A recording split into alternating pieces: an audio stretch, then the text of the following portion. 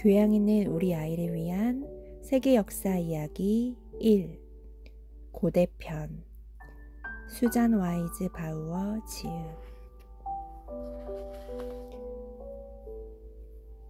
먼 옛날의 일을 어떻게 할 수 있을까? 역사가 뭐지? 너는 내가 어디에서 태어났는지 알고 있니? 병원에서 태어났는지 아니면 집에서 태어났는지, 태어날 때 몸무게는 몇 킬로그램이었는지, 첫 돌을 맞을 때까지 무엇을 먹고 살았는지 기억하니? 물론 넌 태어날 당시를 기억하지 못할 거야. 돌잔치를 어떻게 보냈는지 기억하지 못하는 것 또한 당연한 일이지. 그렇다면 이런 질문에 대한 답을 어떻게 할 수 있을까? 그래, 부모님께 물어보면 간단히 알 수 있을 거야.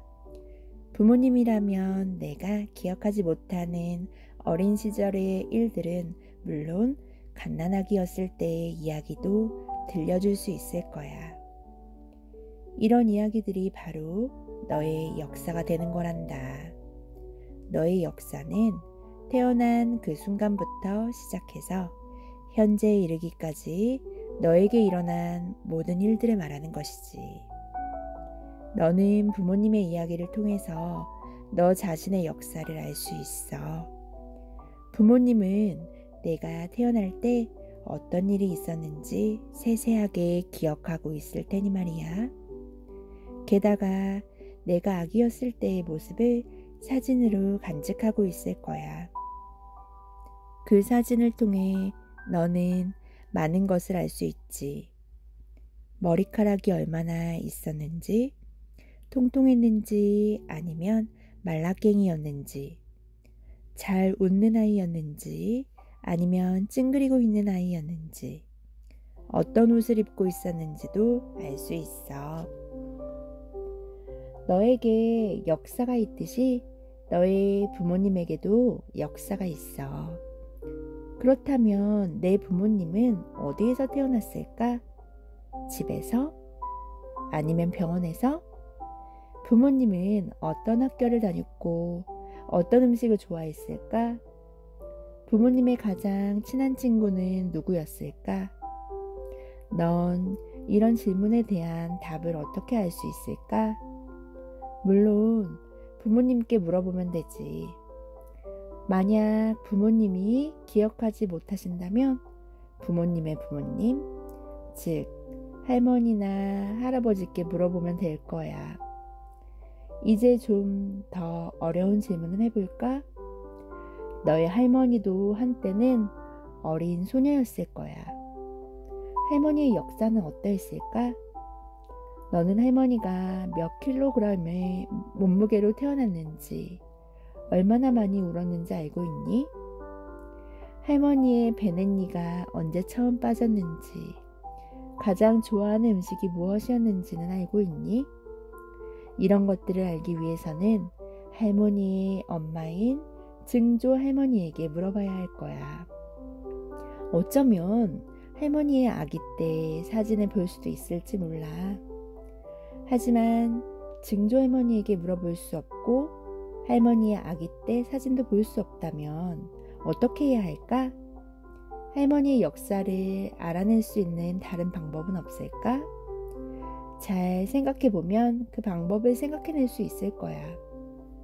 어쩌면 할머니의 엄마, 다시 말해 증조 할머니가 태어났을 때 친구에게 편지를 보냈을지도 모르지. 보고 싶은 친구에게 9월 13일에 내 아기가 태어났단다.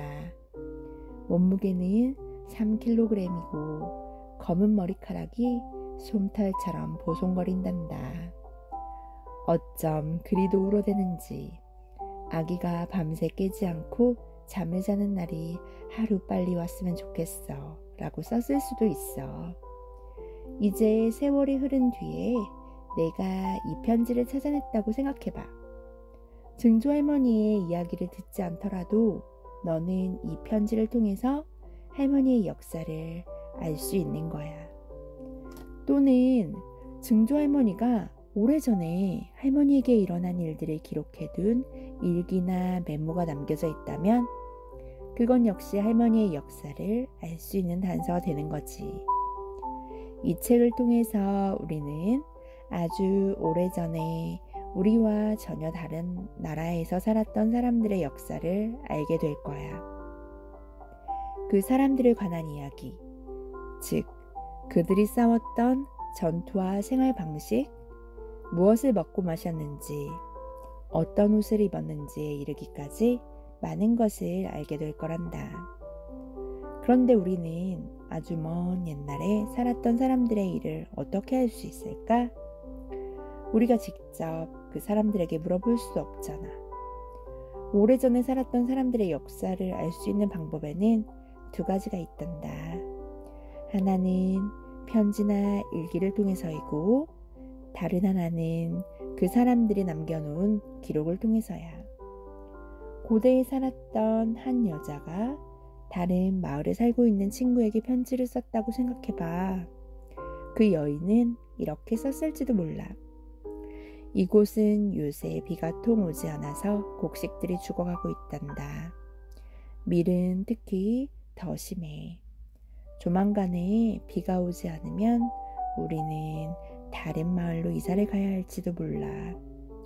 그리고 수백 년이 흐른 뒤 우리가 이 편지를 발견했다고 쳐.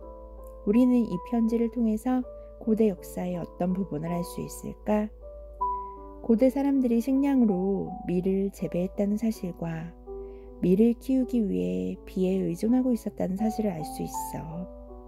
그리고 비가 충분히 내리지 않았을 때는 다른 곳으로 이사를 갔다는 사실 또한 짐작할 수 있지. 고대의 왕과 군대가 무슨 일을 했는지 말해주는 또 다른 종류의 기록이 있어. 고대의 어떤 왕은 전쟁에서 큰 승리를 거두면 그것을 기념할 수 있는 무엇인가를 짓도록 명령했어. 그리고 그 기념물에 있는 석판에 자신의 승리에 대한 이야기를 문자로 새겨놓았지. 또 어떤 왕은 자신이 얼마나 강력한 왕이었는지 모든 사람이 알 수 있도록 자신의 통치에 관한 이야기를 기록으로 남겨놓기도 했어. 수천 년이 흐른 뒤 우리는 그 석판의 문자나 기록을 읽고 그 왕에 대해 더 많은 것들을 알 수 있게 되지. 과거에 일어난 일을 알아내기 위해 편지나 일기, 또 그 밖의 문서나 기념물을 연구하는 사람들을 역사학자라고 한단다. 그리고 역사학자들이 과거에 대해 쓴 이야기를 바로 역사라고 하지. 고고학이 뭐지? 우리는 고대의 사람들이 남겨놓은 편지나 글을 살펴봄으로써 그들이 어떻게 살았는지 알아낼 수 있어.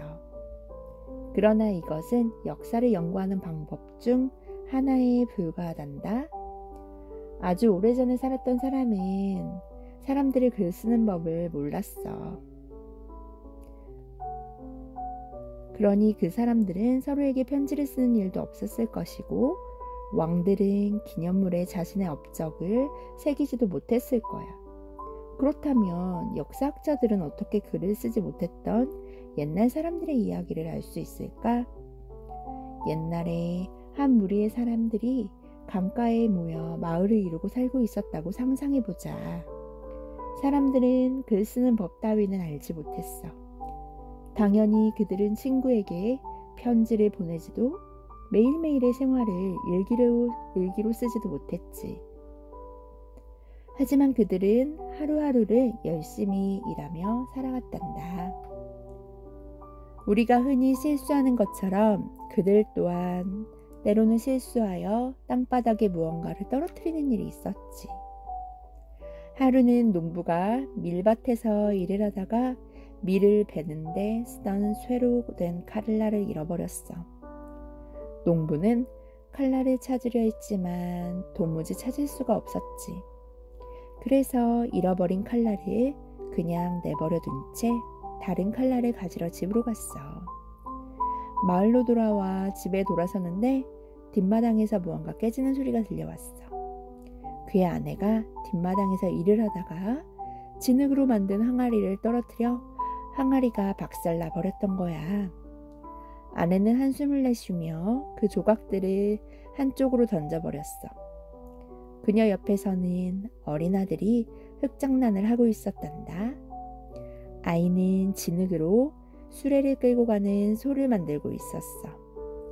아이는 수레를 끌면서 이랴 이랴 소리치며 놀고 있는데 엄마가 그만 집으로 들어오라고 불렀지. 엄마가 부르자 아이는 수레를 그 자리에 놓아둔 채 집 안으로 뛰어들어갔어. 엄마는 아이에게 새로운 장난감을 마련해 주었고 아이는 너무 기쁜 나머지 진흙으로 만든 소와 수레 따위는 금세 잊어버리고 말았지. 다음날 농부는 뒷마당을 거닐다가 진흙으로 만든 소와 수레를 발견하고는 흙더미 속으로 걷어차 버렸어. 아이의 장난감은 마당에 버려진 채 먼지가 쌓이게 되었지. 유난히 더웠던 그해 여름, 마을에는 가뭄이 들어 비 한 방울 내리지 않았단다. 밀은 죽어가기 시작했고 마을 사람들은 먹을 것이 점점 부족하게 되었어. 결국 그들은 살림살이를 정리해서 비가 많이 오는 다른 지역으로 이사를 가기로 결정했어. 사람들은 짐을 싸서 살고 있던 강가를 떠나기 시작했지. 그들은 금이 간 항아리나 무뎌진 칼, 너무 딱딱하게 말라서 먹을 수 없게 된 밀의 나달과 같이 더 이상 필요 없는 물건들은 그대로 내버려둔 채 떠났단다. 버려진 마을은 몇 년간 강가에 그대로 남아 있었어. 하지만 건물들이 서서히 무너지고 먼지가 날아와 폐허가 된 마을을 뒤덮기 시작했어.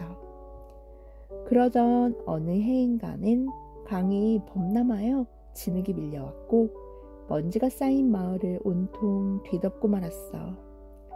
시간이 지나 진흙 속에서 풀이 자라기 시작했고 마침내 그 마을은 누구의 눈에도 띄지 않게 되었지.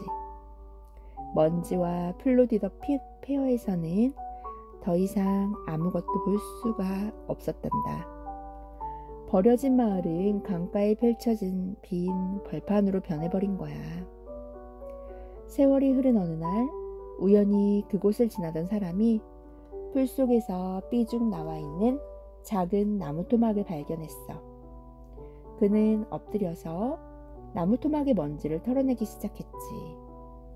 그것은 오래전 진흙 속에 묻혀버린 건물의 한 모퉁이였어. 그는 추측했지. 아, 이곳에 사람들이 살았구나. 다음날 그는 작은 삽과 솔, 칼과 같은 발굴에 필요한 연장을 가지고 이곳에 다시 나타났어. 그는 주위의 땅을 파기 시작했지. 집에 잔해나 연장 같은 유물들이 나오면 쌓인 먼지를 털어냈어. 그는 유물을 발견한 장소를 정확히 기록하면서 그것들을 조심스럽게 살펴보았어. 그는 이 마을에 살았던 사람들에 대해 더 많은 것을 알고 싶었지. 그러던 차에 그는 아주 옛날에 농부가 들판에서 잃어버렸던 쇠로 된 칼날을 발견했어. 그는 이제 이런 생각을 하게 되었지. 이 사람들은 쇠를 다루는 법을 알고 있었어. 또 식량으로 밀을 재배하고 수확할 줄 알았고, 그리고 곡식을 수확하기 위해 쇠로 된 연장을 사용했고 말이지. 얼마 뒤 그는 농부의 아내가 깨뜨렸던 진흙으로 빚은 항아리를 발견해.